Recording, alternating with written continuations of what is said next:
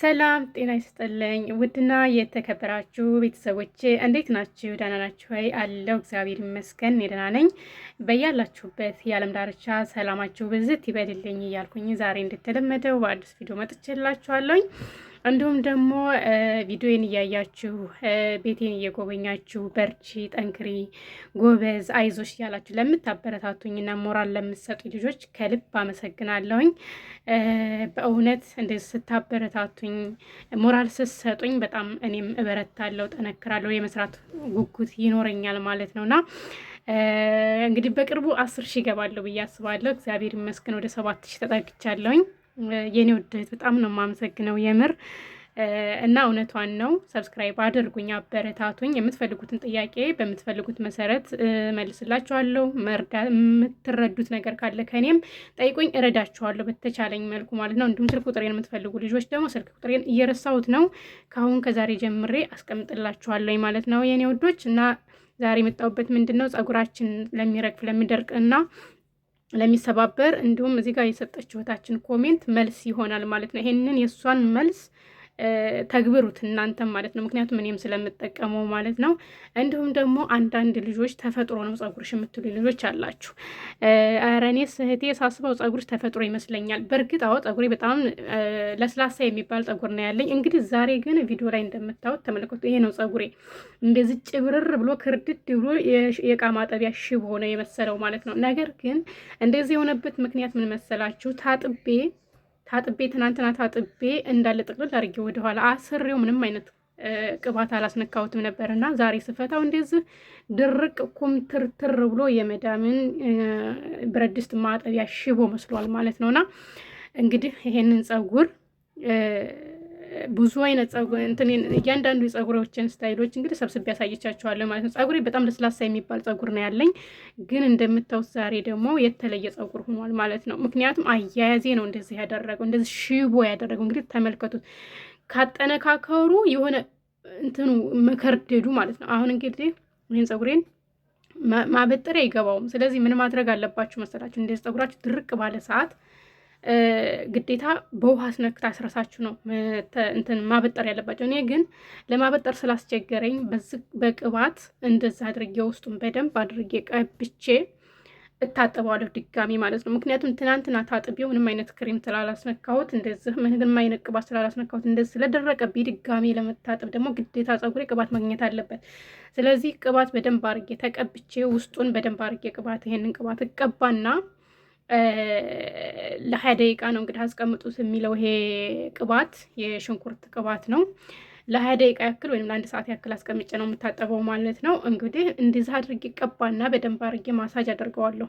እንደዚሁ ድርቅ እንዳለ ማበጠሪያ ብናስገባበት መጥፎ ነው፣ ይሰባበራል፣ ይቆማመጣል፣ ጫፉ ራሱ ብትን እያለ መንታ ያወጣል ማለት ነው። ስለዚህ ይሄንን አሁን እንዴት አድርጌ መሰላችሁ እኔ ፀጉሬን ማስተካክለው እንደዛ አድርጌ በቅባት ሽታ አድርጌ በደንብ አድርጌ ውስጡን ቀብቼ እስከ ጫፍ ድረስ ማሳጅ አድርገዋለሁ ማለት ነው። ምክንያቱም ድጋሜ ልታጠበው ስለሆነ እንግዲህ ቆሻሻ አይኖረውም። በደንብ አድርጌ ግን ማሳጅ አድርገዋለሁ ቅባቱን ማለት ነው። እናንተ የፈለጋችሁትን ቅባት እንትን ብላችሁ ነው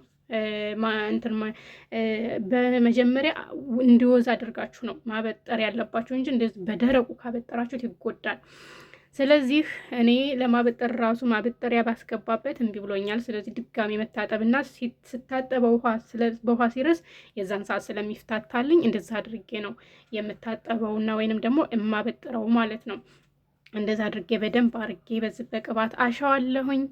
ማሳጅ ያው ፀጉራችን በነገራችን ላይ ማሳጅ ይወዳል። ቅባት ተቀብጠን በደንብ አድርገን ውስጡ እንዲዳረስ ማሳጅ ማድረግ አለብን ማለት ነውና ለሚደርቅባችሁ ልጆች እህታችን ኮሜንት ላይ እንደተናገረችው ታጥባችሁ ስታበቁ ጫፉን ባዝሊን መቀባት አለባችሁ። ውስጡን ደግሞ ፈሳሽ ቅባት በስሱም ቢሆን መቀባት አለባቸው። እንግዲህ ተመልከቱት እንዴት እንደሆነ ፀጉሬ ማለት ነው። ሽቦ ነው የሆነው ማለት ነው። ብታምኑም ባታምኑም ሽቦ ማለት ነው። አከረዳዴዱ ማለት ነው። በጣም ያጀበኝ ነገር እንግዲህ እኔ ፀጉር በጣም ለስላሳ የሚባል ፀጉር ነው። ግን አሁን እዚህ ጋር እንደምታዩት ለማየት ራሱ ለማመን ራሱ ይከብዳል። በጣም ከርዳዳ ማበጠሪያ ሳስገባበት የሆነ ይንጣጣል ማለት ነው፣ ይበጣጥሳል። ስለዚህ ማበጠሩን ተውና እንደዚሁ እንደሆነ ቅባቴን ካዳረስኩኝ በኋላ ጥቅልል አድርጌ ነው የማስቀምጠው ማለት ነው። ስታጠብ ነው እያፍታታኝ እየቀነስኩ ማበጥረውና ስትሬት እንደሆን የማስተካክለው ማለት ነውና እንደዚሁ እንደሆነ ዝም ብዬ ተዋለሁኝ እንጂ አልተበጠረኝም። በጣም አስቸገረኝ። ስለዚህ ማበጠሩን መተው አለብኝ ማለት ነው። እንደዚሁ እንደሆነ ባበጥረው በእርግጥ ላበጥረው ካልኩኝ ማበጠር ትችላለሁኝ። አበጥረዋለሁኝ ግን ይጎዳል፣ ይሰባበራል፣ ጫፍ ጫፉ እየተቆማመጠ ይረግፍብኛል። እንደዛ ማድረግ ስለማልፈልግ ከፈል አድርጌ መካከሉን ዝም ብዬ እንደ ሳብ እያደረግኩኝ ማሳጅ አደርግና ወደኋላ ጠቅልሌ አስቀምጠዋለሁኝ ለግማሽ ሰዓት ያክል ወይም ለአንድ ሰዓት ያክል አስቀምጥና ቅባቱ ወደ ሰው እንትን ወደ ቆዳዬ ውስጥ እንዲገባና ቅሌም ራሱ እንትን እንዲል ማለት ነው እንዲወዛ አደርግና እታጠበዋለሁ መጨረሻ ላይ ማለት ነው። እና እንደዛ አድርጋችሁ ማፍታታት ነው ያለባችሁ እንጂ ብዙዎቻችን አሁን አለን ታጥበን ስናበቃ ዝም ብለን በደረቁ ያዝ እናደርገዋለን። ይቀመጣል፣ ይደርቃል። ከደረቀ በኋላ ደግሞ እንደዚህ ጭምድጅ ይላል። ከዛ ልናበጥረው ስንል ያስቸግረናል። በዛ ላይ ደግሞ ጫፍጫፉ ይሰባበራል፣ ምክንያቱም ስለሚደርቅ ማለት ነው። ከዛ ጫፉ ስብር እያለ ይወርቃል። እንደገና ደግሞ ስንጥቅ እያለ መንታ ያወጣል ማለት ነው ስለሚደርቅ። ስለዚህ ከቻልን ጭቃ ቅባት ጫፍጫፉን መቀባት ወይንም ደግሞ እህታችን እንዳለችው ቫዝሊን። እኔ ቫዝሊን በነገራችን ላይ ሁልጊዜ እጠቀማለሁ ታጥቤ ሳላበቃ።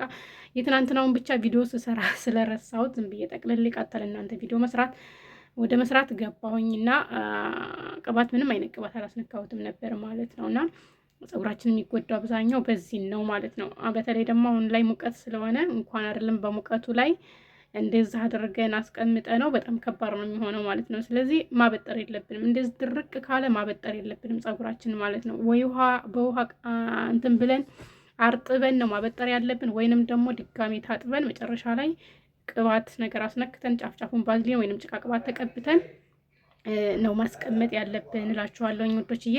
እና እንግዲህ የዛሬው ቪዲዮ ይሄንን ይመስላል። እንደዛ አድርጌ አስቀምጠዋለሁኝ። ከዛ ታጥበዋለሁ። ታጥቤ ሳበቃ ደግሞ ያው የሚያስፈልገውን ነገር በስነ ስርዓት አረጋለሁኝ ማለት ነው። ያው ባዝሊን ጫፍጫፉን እቀባለሁ።